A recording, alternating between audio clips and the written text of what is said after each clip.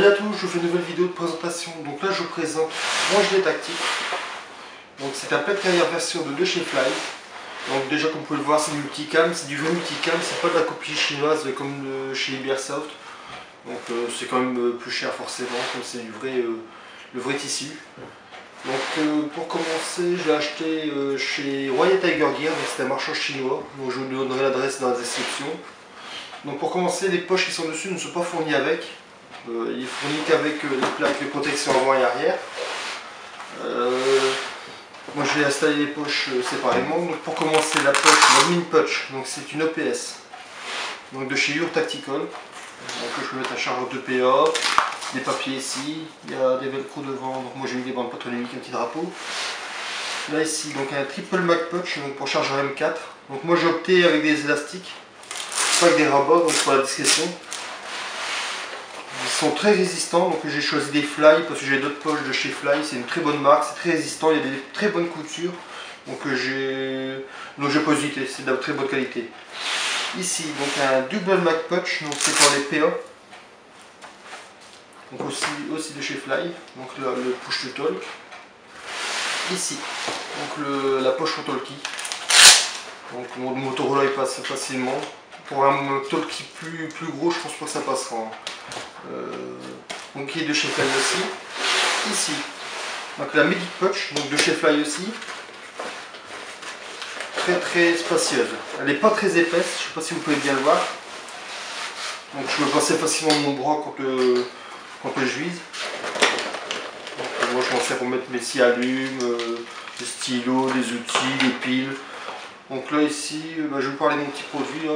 Donc de chez Révision, c'est pour la buée, pour les lunettes. Bon, je vais être honnête avec vous, ça sert à rien.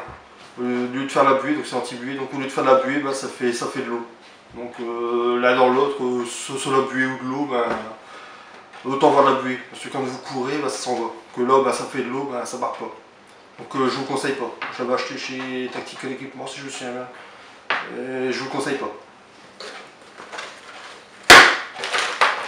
Là. Vous pouvez le voir, très spacieuse. Ici, mon sac. Donc les deux si je le fais aussi, ça fait bien 3 ans que je l'ai. Et comme vous pouvez le voir, aucune usure, très solide. Les poches sont très spacieuses, c'est pour ça que j'ai choisi. Donc quand je fais des OP, ben, je peux mettre pas mal de choses dedans, comme les boissons, les sandwichs, parce que des fois on peut manger en jeu. Donc très spacieux. Les sangles ici, ben, c'est pour compresser un petit peu. Parce que quand vous avez un sac qui est gros comme ça, ben, vous prenez facilement les branches. Quand il est vide, ben, c'est plus pratique. La deuxième poche, c'est pour mettre la poche à eau. Elle n'est pas fournie avec, j'ai dû l'acheter à part, je l'ai acheté sur eBay, c'est une 2 litres si je me souviens bien. Donc aussi très spacieuse, je peux mettre une bouteille de gaz, une grande bouteille de gaz sans problème.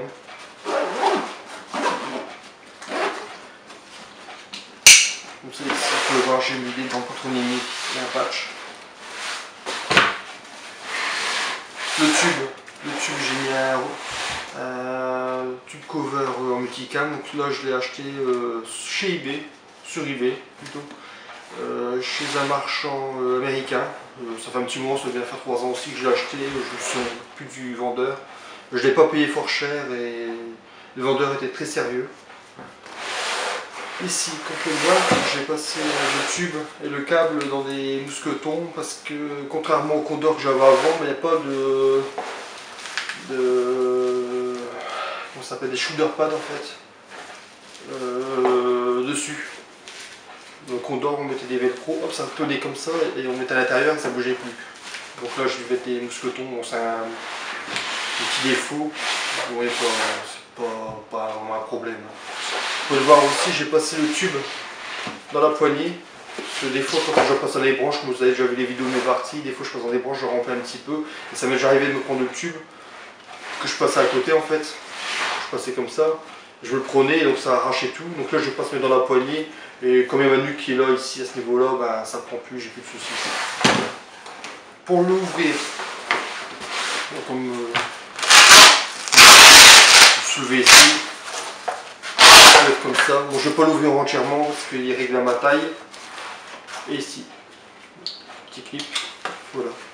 Voilà. Donc ici, comme vous pouvez voir, il y a des pressions, des velcro pour mettre les plaques de protection. Donc ça ici, je ne sais plus comment ça s'appelle, ça s'enlève. Vous pouvez jouer qu'avec ça sur les côtés. Pour être plus léger, moi personnellement je le laisse, comme vous pouvez voir j'ai mes potes dessus. Et vous pouvez l'enlever, il n'y a pas de problème pour jouer.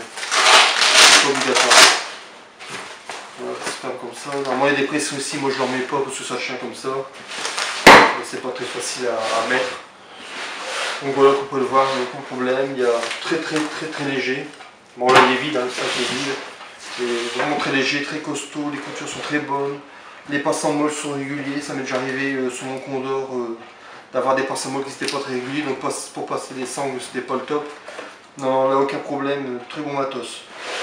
Donc voilà, j'espère que la présentation vous a plu, n'hésitez pas à laisser un commentaire, si vous avez des questions n'hésitez pas non plus, pensez à laisser un petit like, à partager aussi, à visiter la page Facebook.